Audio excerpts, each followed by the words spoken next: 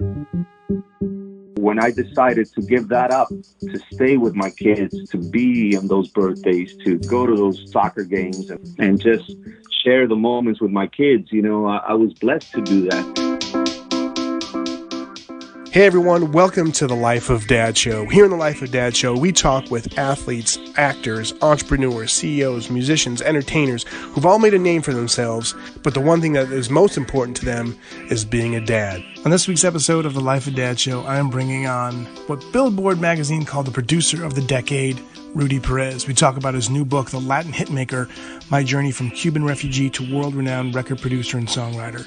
We also talk about fatherhood and all the lessons he learned, not only through fatherhood, but in his career as well. Before we get into my interview, here's a word from our sponsor. This week's Life of Dad Show is being brought to you by Oak City Greetings and their Sweetheart Card Collection. The set of cards will make your life simpler. Save time, save money, and save your backside. How? This card set has two of everything, from birthday cards to anniversary cards to Valentine's Day cards. You will be prepared for 2 years with this set. Guys, this is a no-brainer. I love this Sweetheart Card Collection, and you guys will as well. For more information on how to get this Sweetheart Card Collection, go to oakcitygreetings.com.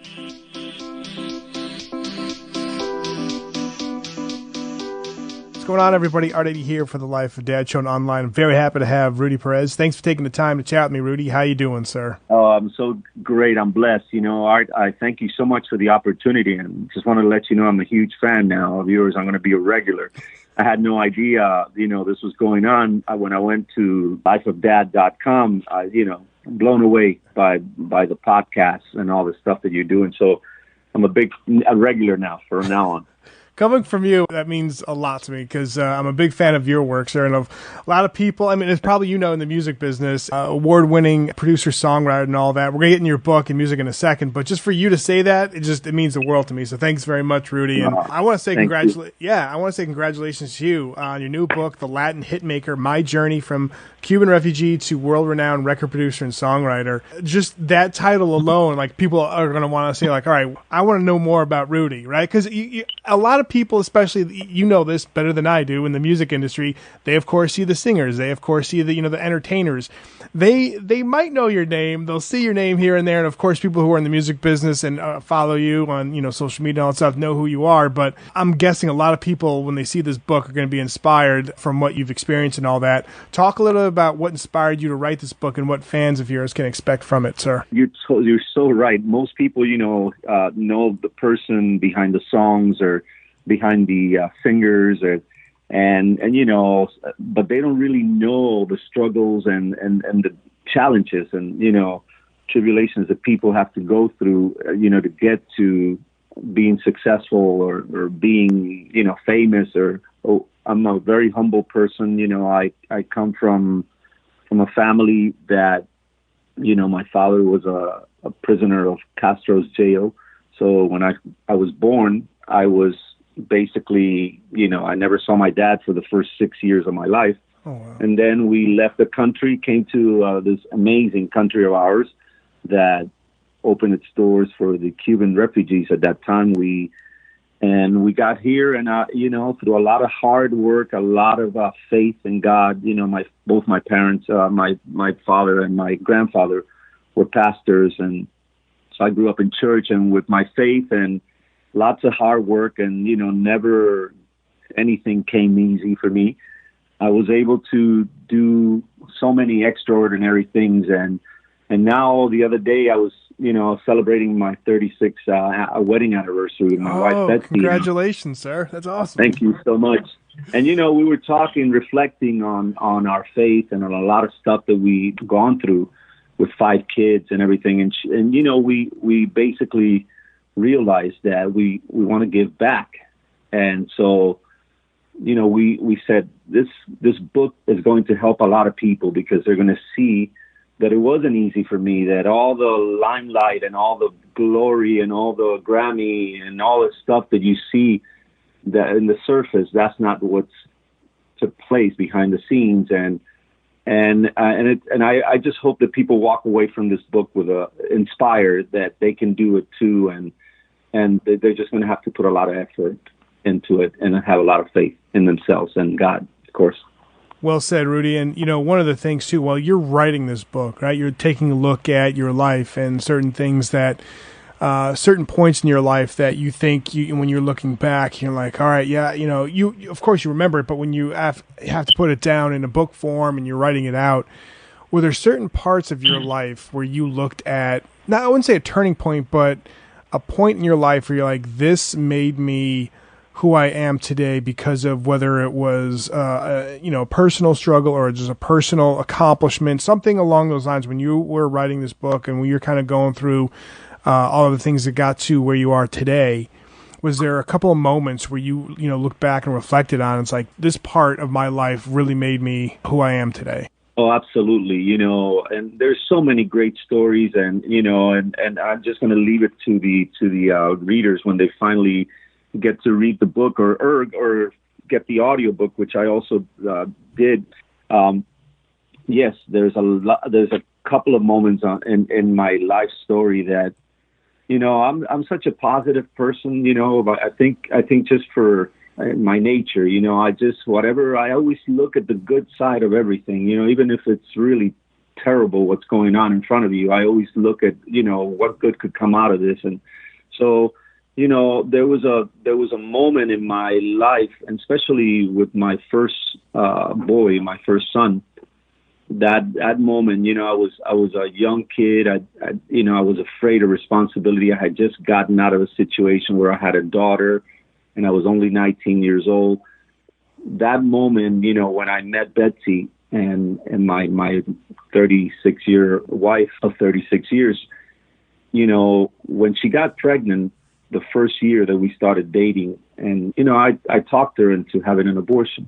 That was a tremendous defining moment in my life because crying, I took her to the clinic to get the abortion and told her that I just couldn't go through this again, that I didn't know what my future held, and I was a kid, and I didn't know how I was going to handle all this, and I was afraid, and so she followed, and crying and saying, no, I don't want to do this, but we went.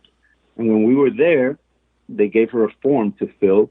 And so I said, hey, I'm going to step outside for a minute and I'll be back. So I went to my car and I sat down in my car and turned on the radio and tried to clear my head. The whole car disappeared in front of me.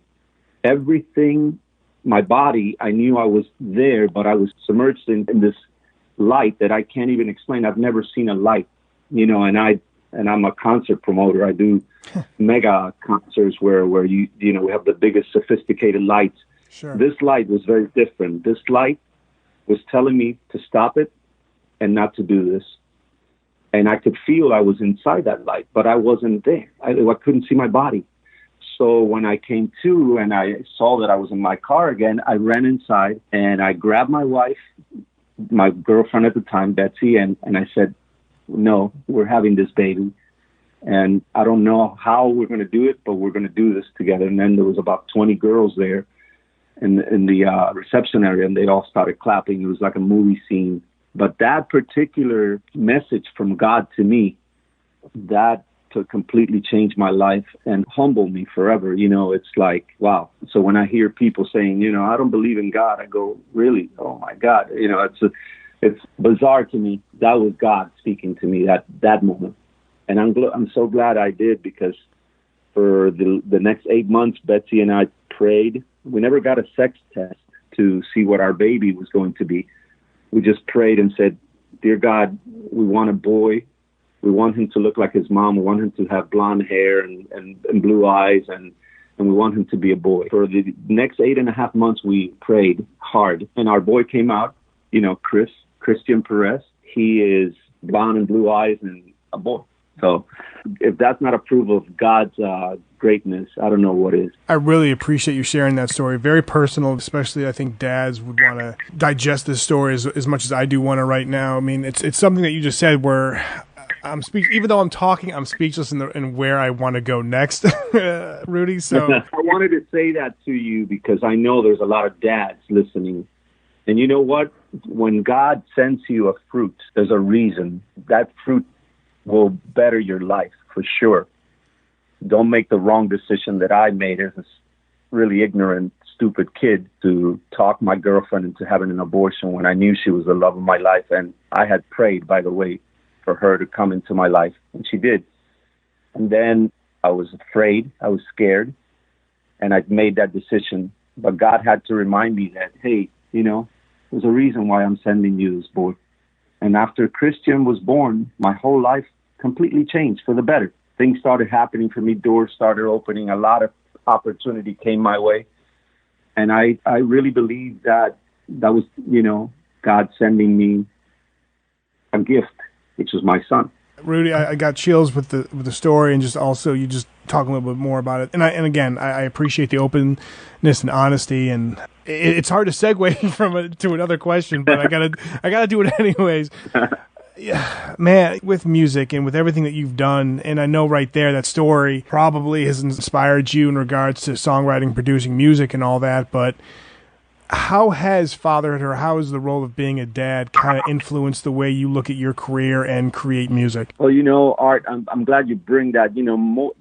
I've never been asked that, and I appreciate you asking me, because there was a time where I was very busy traveling a lot and doing a lot of 3-month producing somebody somewhere in Argentina or Spain or Italy or wherever I had to go.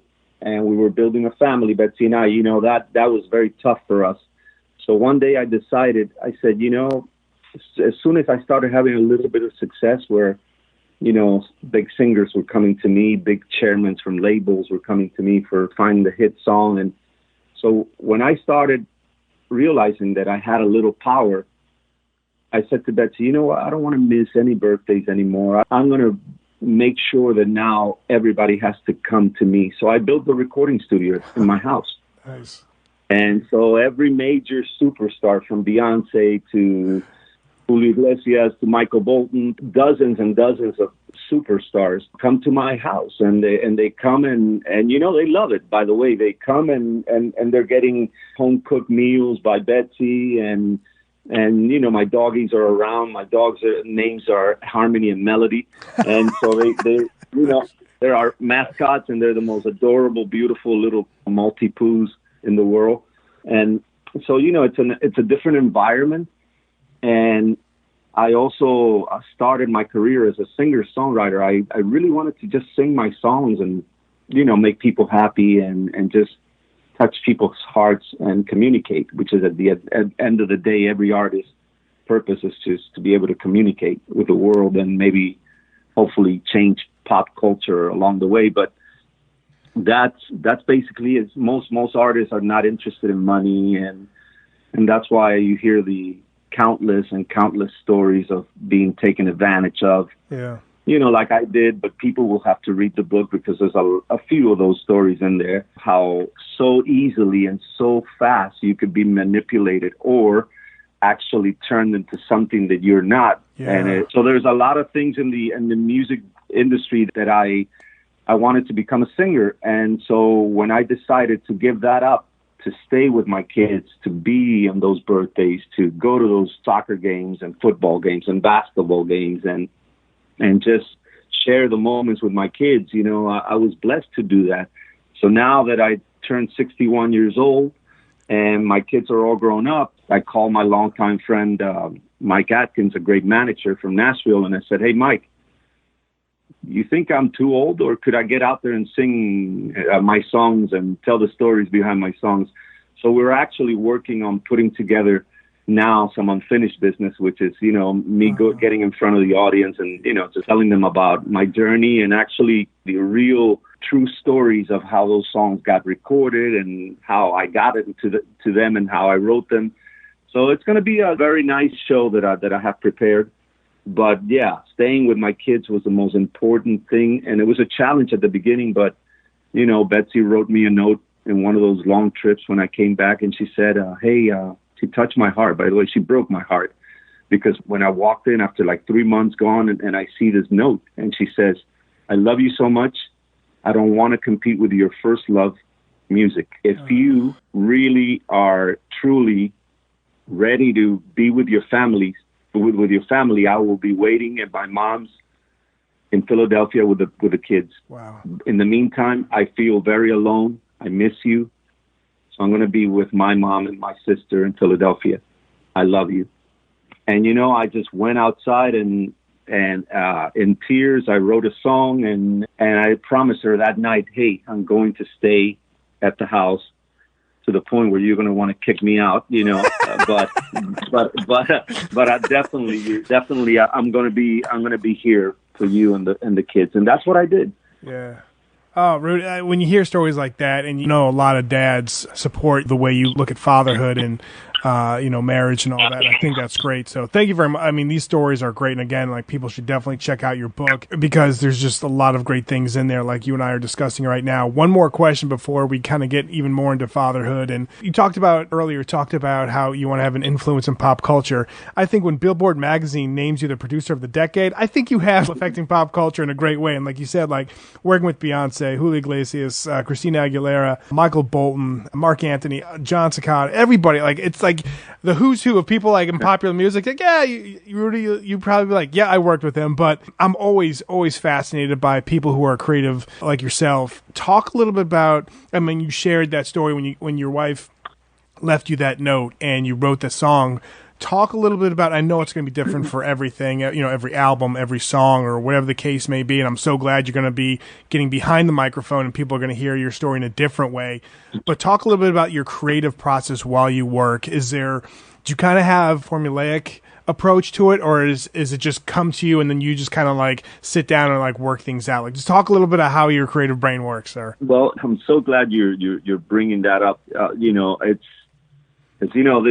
That whole producer of the decade and all those accolades are, they're hey man, they're really, nice. Yeah. You feel okay, accomplished. Hey, my peers are giving me this or what.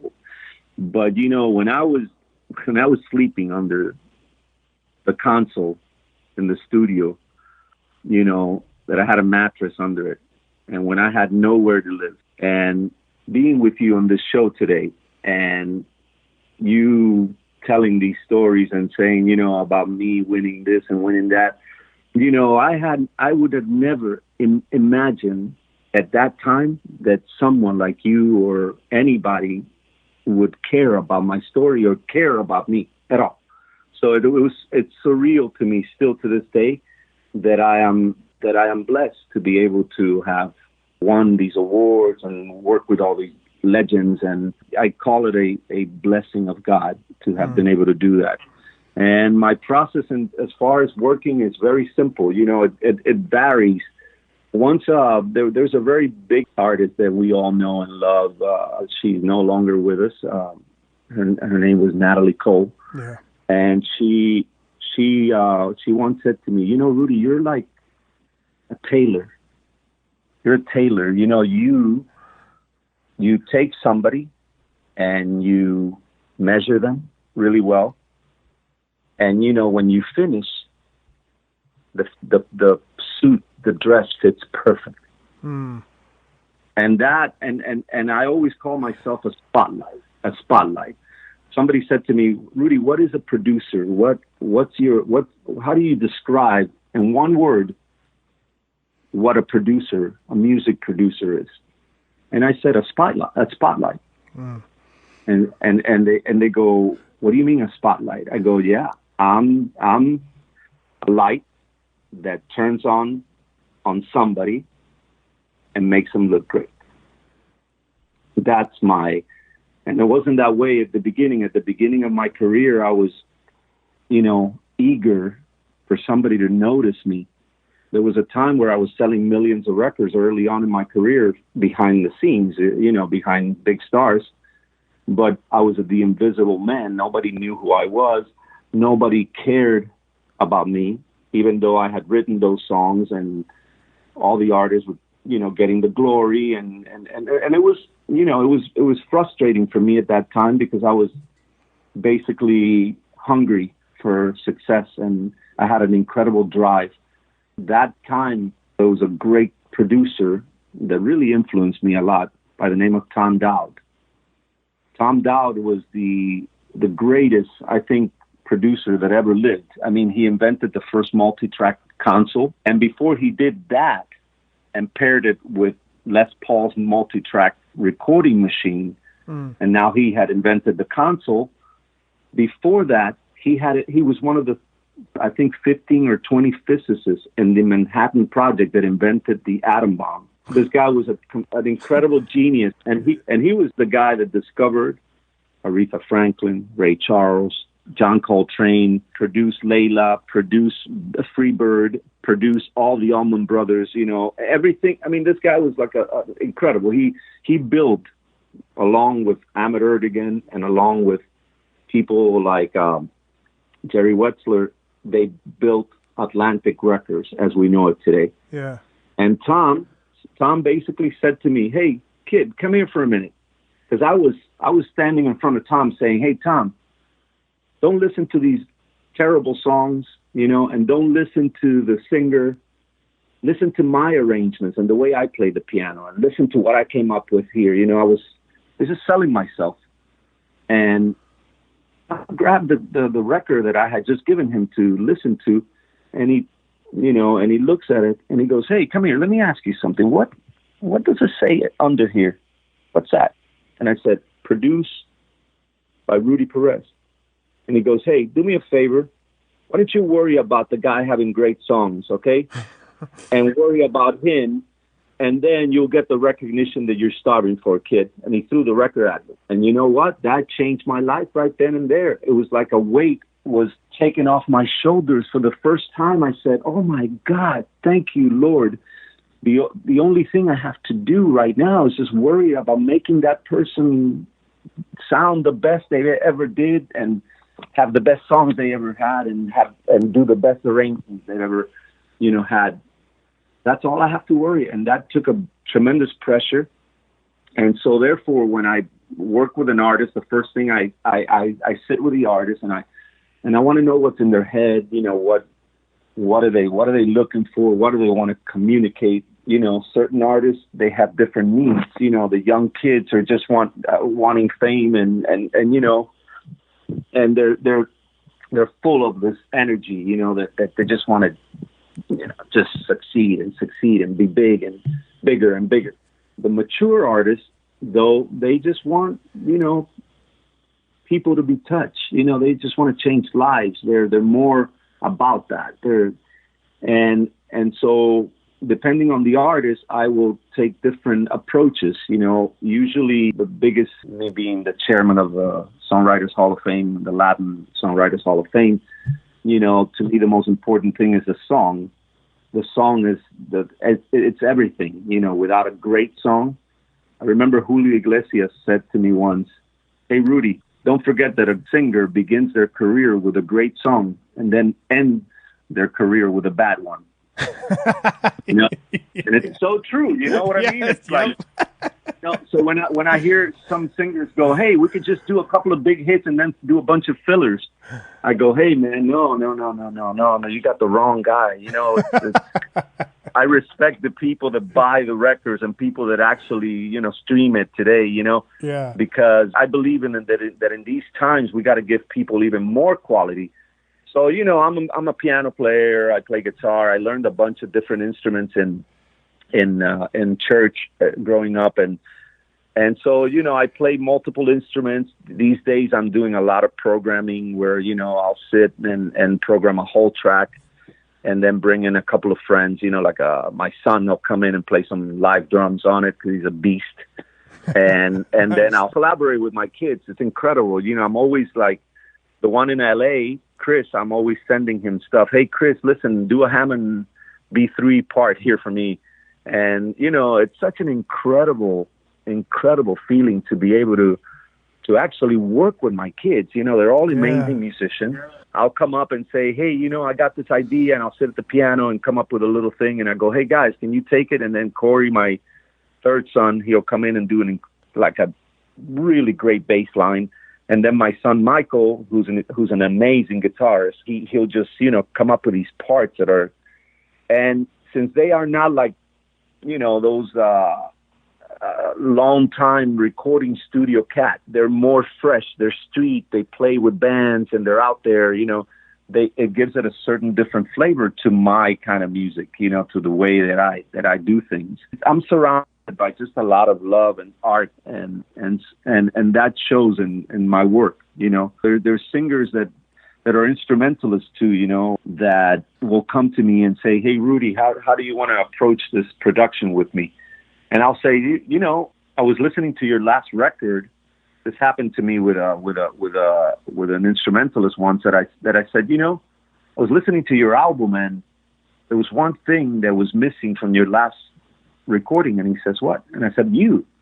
How did you approach that recording?" And he said, "Oh, well, they went away. The guys, the producers went away. They did all the tracks, and then I came in and played on them." And I go, "Oh, you see that? There you go." No. The way it works is you play, and we build around you, and we make you look good. We're right there playing with you. It's the other way around. And so, I have so many different approaches, Art. It's just what I do and what I've been doing for 40 years, 16 hours a day. I don't do anything else. I don't do any business. I don't ever talk business with anybody. I don't sign a check. Frankly, I don't even know how much I pay in my mortgage. I don't know how much I pay in electricity. I'm a wreck. God forbid something should happen to my Betsy. I'm telling you, I'm going to be lost because she does everything and very well. And so I'm blessed that way because she frees me to just focus and be a music man from the moment I wake up to the moment I go to sleep. And hey, that's a blessing, and I thank God for it. Oh, so much good stuff to take away from that, Rudy. I mean, I'm so glad you're on the show because not only talking about the great music you make and produce and work, with these great artists, but you're also talking about how you bring in your children with you in regards to your passion of music. I love it. Two more questions before I hit you up with the Life of Dad Quick 5. And I know just talking to you and just like hard work, and you're not cutting corners. You were sharing that one story about that guy came in and is like, "Hey, the producers, you were doing some music, and then I worked around them." It's like, no, we got to do it the other way. And I love that. Talk about some of the other core values you look to instill into your kids as they were growing up, sir. Well, the most important thing I told my kids from day one, I said to them, because I was that kid, I overcame a lot of adversity in my life, as people will be able to read in my book. And I was always afraid the day I have kids, what could I tell them? Any kid could go in the wrong direction. I did it many times. And, I ended up in juvenile jail, and I was in gangs, and so from day one, when I was blessed to be able to get out of the hood and make something with my life, and I had promised God that if I got out of that jail, I would change my life, and I did. And I always tell my kids, if you go in the right direction in life, so many great things could happen for you. You just got to be very careful about the decisions. And look, I was looking dead at each one of their eyes and saying, be careful what you decide to do. Think about it very carefully before you make a decision that you're going to do something that you've been maybe influenced by your friends, or maybe you've been influenced by somebody, or you just going to do something out of impulse and craziness at the spirit of a moment. You know what? Think of the outcome of that decision. Sit back for a minute, take a deep breath, and think of the outcome of what you are about to decide to do. Because you may get yourself into such trouble by making the wrong one that me as your dad, as much as I love you, I won't be able to get you out of it. Yeah. And my kids, that was embedded into them from an early age. And I can say happily that none of my kids have ever even had a parking ticket. They're like the most cleanest and just great kids. They're into film. My son Corey is now writing a movie. My oldest girl, my daughter is an editor-in-chief of a big Miami Herald magazine down here. And my son Chris just came off the road with The Who. He did the tour of The Who. He's an amazing musician, producer. And like his dad, he loves the old greats. So he went and found Emmett Rhodes, who was a legend singer of the 60s who hadn't recorded for 45 years, found him and did a record with him. And and so he's extraordinary. And Mikey is amazing. Mikey, I call him my perpetual student, because Mikey is a registered nurse. He's a chef. He's also a guitar major in the University of Miami, and he's incredible. I mean, my kids are so blessed, and I'm so amazed. And Adam, my little one, my 22-year-old, he's the most terrific drummer that I've ever heard. But they were blessed, because my kids grew up with Vinny Cayuta. These are the biggest drummers of John Robinson. All the greatest drummers in my house recording. So my kids grew up. Oh, there's Quincy. There's that. All the biggest people that I've ever worked with. They always came to my house since they were very little. Yeah. Because I wanted to stay with them and I wanted to be with them. So they grew up in the middle of it. So much that one night my oldest son, and that's also in the book, but I'll give you a little quick thing. When I was producing Christina Aguilera, my oldest boy, Chris, must have been about 17 at the time. And he was really into hip hop and the underground, world of hip hop. So all of a sudden I see the bodyguards of Christina Aguilera freaking out and, where's Christina? Where's Christina? What's going on here? And I'm going, what happened? Christina's not in the house. Where is she? Turns out my son had taken her to, a really shady part of town to listen to some live, like, underground hip hop. Yeah. Can you imagine? And Christina was on the cover of every magazine and every airport in the world. Yeah. And here she was with my son, with a bunch of his friends, going to Overtown, to hear music. And thank God, we were able to contact them and bring him back. But the bodyguards were out of their mind. So my boys have had these experiences, and I think with me giving them the advice of, hey, anybody can make the wrong decision and go in the wrong direction, but it's so much easier if you think about what's going to happen. Because of that, so many great things can happen if you take the right, So I'm blessed. Thanks so much for sharing that. One more question, Rudy, before the Life of Dad Quick 5. And there's a lot of things, especially in your book, that I know a lot of people can take advice from you as well. But for dads, new dads listening to this, what is the biggest piece of advice you like to offer to them? Children are a blessing. Children will listen.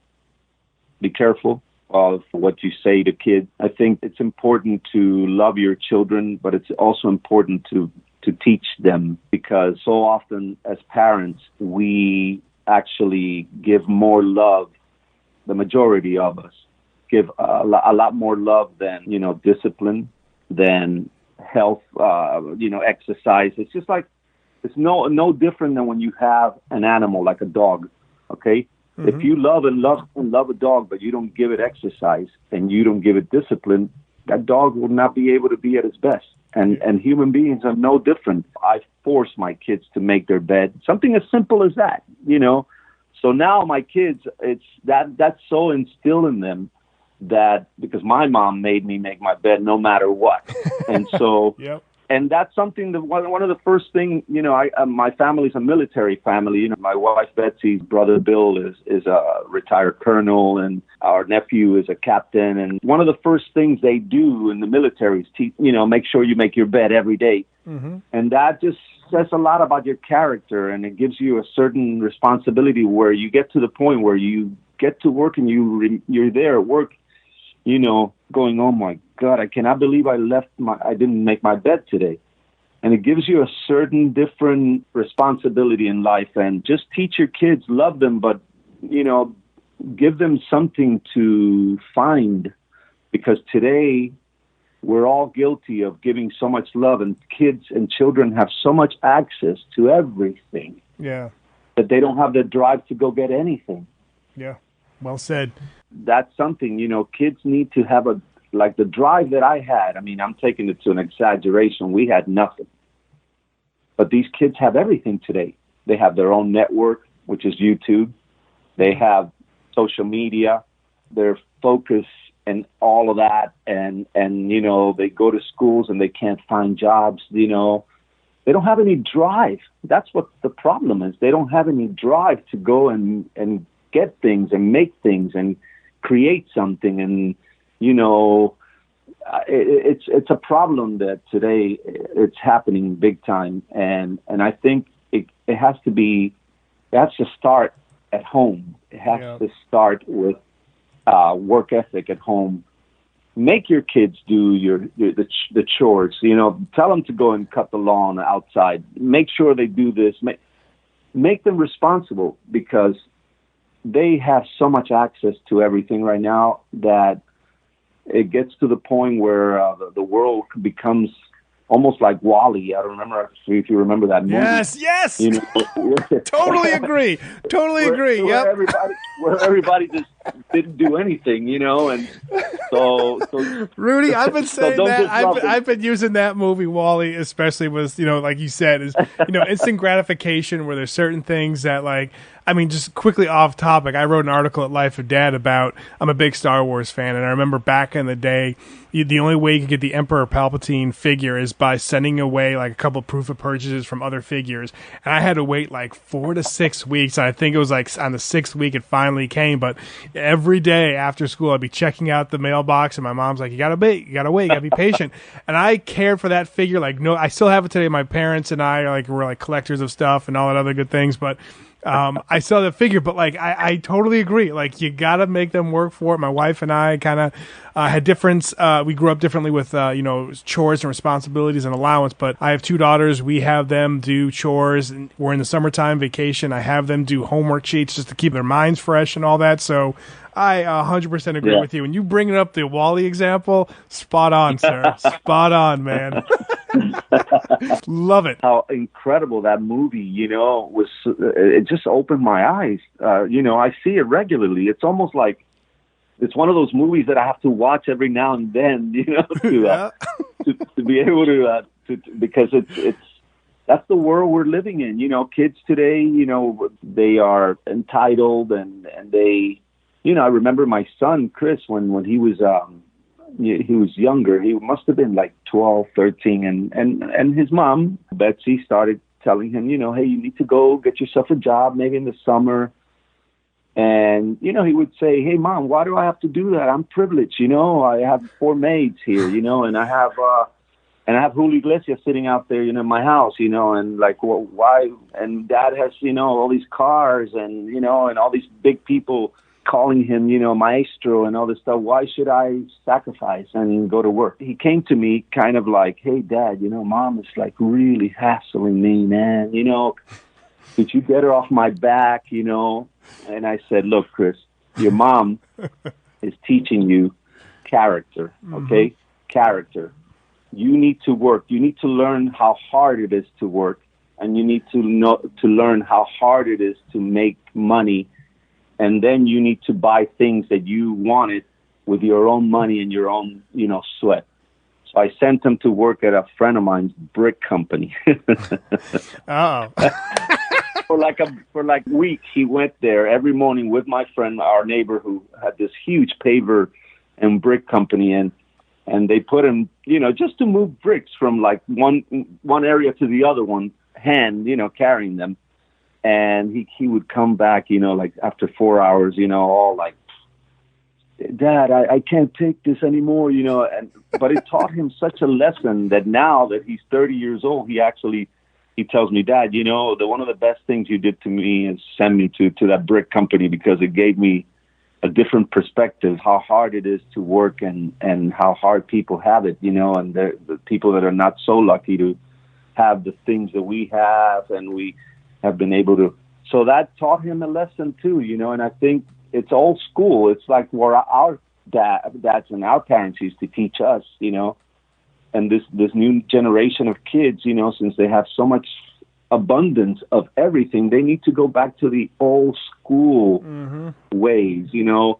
I prohibit them from being on the phone when we get dinners or lunches, whenever the family gets together. Yeah. It's like, hey, turn them off. I don't want to see them. For the next hour and a half that we're sitting here, we're going to talk to each other. We're going to look at each other. We're going to know about what's going on in everybody's life, and we're going to be a family. And that's the way it is. 100% spot on, Rudy. Nice. Thanks so much for sharing that. Now we got the Life of Dad Quick 5. Favorite family movie in the Perez household is what? Oh my God, there's so many, Art. I got to tell you, there's so many. Say Being There. Peter Sellers, where he was a gardener. Yeah. The guy was a gardener he was basically illiterate. People and politicians and rich people started asking him questions, and he would answer them with gardening techniques. Like, what do you think the stock market is going to do this week? Well, we have planted the seed, and now it will grow. Oh my God, he's saying it will grow. The stock market, let's invest. Bye. And this guy we were led to believe the guy was just an illiterate gardener, but at the end he walks on water. Yeah.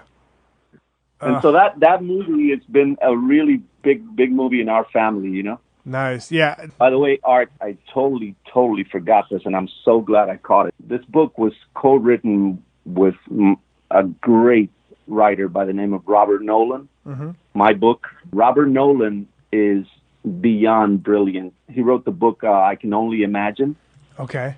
And that his book led to the movie with Dennis Quaid. The success of that book that he wrote has been incredible and well deserved because the guy is brilliant.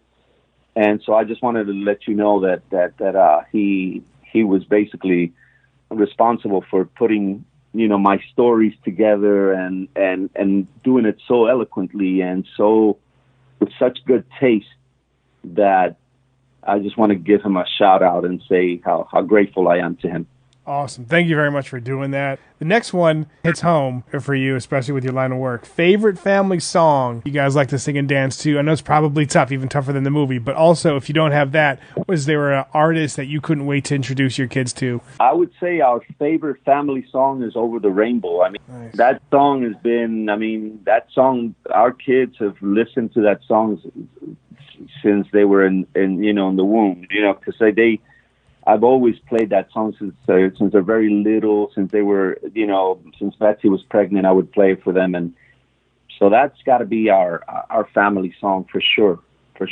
Nice. Love that. Describe the perfect family vacation. Where would it be? At the lake. We have a lake house in Pennsylvania by Scranton. And it was in Betsy's family for, 100 years. Her great-grandfather was the one that discovered the lake. It's a beautiful lake up there, and he bought the land and he built the house and everything. And it's a little small place. It's old school. Betsy's mom, who's no longer with us, she wanted it that way. She wanted the kids to go there in the summer, and there was no phones allowed. There was no, there was one little TV with a VHS machine with like 3 or 4 movies, Hook and this one and, those kind of things. But I got to tell you, Art, every time we go there, I ended up buying it with with Betsy's sister and Betsy's brother. We bought it together to keep it in the family. Nice. When Betsy's mom passed away and the aunts and everything. So we wanted to keep it in the family because it's like where I see them become brothers again, and they have so much communication. They don't have cell phones during that time. We go there and we just do a lot of, activities. We hike, we ski in the lake, we fish, we do all these wonderful things. And, at night we have bonfires with guitars and we roast marshmallows and we talk and everybody tells a story and it's just I think that's our favorite place on earth to go to and just completely recharge the batteries and come back. That place right there is just filled with so many great memories. So that's awesome. You've worked with so many, and I bet you have a list of like who you'd love to work with, but is there an artist that you'd love to work with next? Wow. Yeah. I have a bucket list that I have a lot of people that I really want to work with. And definitely I would say one of them that I'm not giving up is Paul McCartney. I really want to work with Paul. Nice. And Paul's drummer is a dear friend, Abe Laboriel, and so I'm getting close to setting up a meeting with him because I would love to work with Paul. I'm such a fan of the Beatles and such a fan of Paul himself because the career he's had beyond the Beatles has been terrific, and he's still filling up stadiums around the world. So Paul McCartney would be at the top of the list. Great person right there. I mean, that's fantastic. Put it out in the universe. And by the way, Art, let me add this. Recently, I got one of the other names in the bucket list. I got a chance to work with. As a matter of fact, right now I'm producing it as we speak. Right now, his very first gospel album, and he is Sam Moore of Sam and Dave. Okay. And Sam is 83 years old, and he's singing better than ever. Him and I have so much in common. Recently, like a few weeks ago, it was all over the news. CBS came here and did a whole interview with him, because his song Soul Man was being added as a national treasure to the Library of Congress as one of the national treasure songs of all time. Yeah. And so working with Sam on his very first gospel album, because, we got together and we started talking about our faith in God and how much we have in common. I had no idea. I always thought he had been raised and born in Memphis, because of Stax Records and all of that. But, he actually was born and raised. He was raised in Miami in Overtown, while I was living in the other part of the hood, which is Liberty City and Alapata. He was in Overtown, the other hood. And, many years, obviously, before me. But, he was actually overcame a lot of adversities and did so many things and conquered the world, and became a terrible drug addict, heroin addict, and almost lost his life many times. But when we met, we immediately had all these things in common, the struggles, to get to where we're at, and our faith. And we started talking about our faith. And he said to me, Rudy, I have never done a gospel album. And I think in my heart, with every beat of my heart, I need to leave that behind, Yeah. So we're doing an album that we're dedicating to Aretha Franklin, because they were dear friends. And it's I got to tell you, Art, it's like going to church again, working with the choirs again, and working with all these terrific gospel people, the musicians and everything. It's a fantastic album, and as soon as I have it, if you allow me, I will send you one of the very first copies of it. I would love hearing that. Oh, this is fantastic. Yeah. So cool. And lastly, what are the 3 words your kids would use to describe you? 3 words. Wow. I guess my best friend. Awesome, Rudy. Rudy, thank you so much for taking the time. People, make sure you purchase his book. It's a great read, The Latin Hitmaker, My Journey from Cuban Refugee to World-Renowned Record Producer and Songwriter. It's a great book. Go to rudyperez.com. Follow him on Twitter at Rudy Perez Music. As you can tell from the chat that Rudy and I had, he's a great guy, great father. You're going to love reading his story.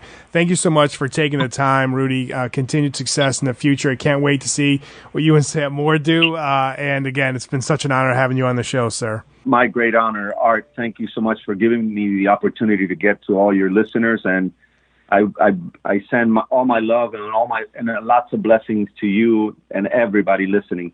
Thank you so much. My pleasure, sir.